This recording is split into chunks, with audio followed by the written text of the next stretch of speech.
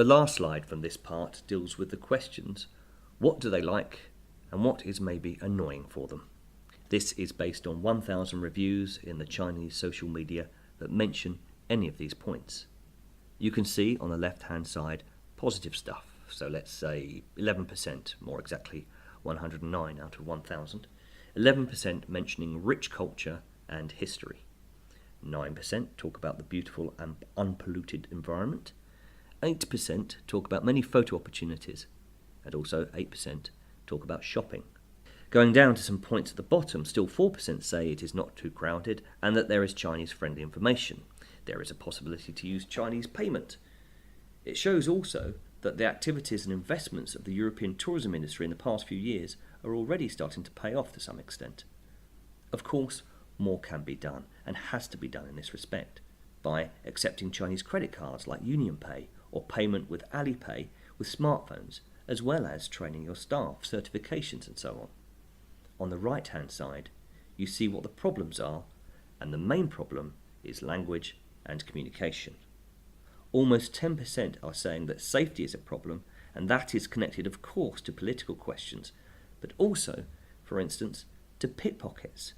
Chinese used to carry a lot of cash around, therefore there have been numerous incidents where pickpockets were specifically targeting Chinese customers. Difficulty to get around, also low value for money are other deterrents. You see 54% say there is a lack of Chinese information for specific services, but on the good side, only 3 out of 1,000 say that we Europeans are rude people.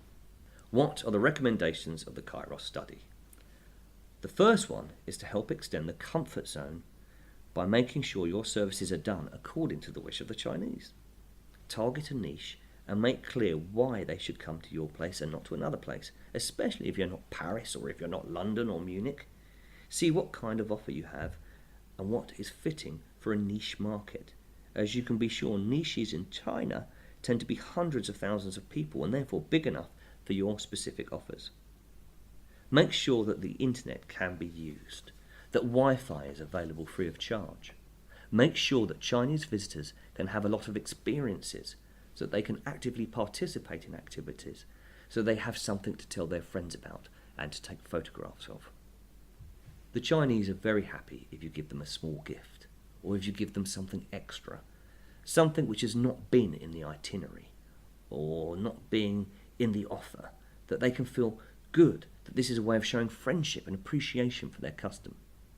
Therefore, if you have any kind of China connections, make sure you think about this, and make sure you talk about this. Certainly, if any famous Chinese person has been to your place, or someone you have invited to come to your place, a movie star, a sports star, or a politician, this will be very interesting for Chinese visitors to know, that they're in the same hotel, that they're in the same destination, in the same museum as a famous Chinese person now or in the past.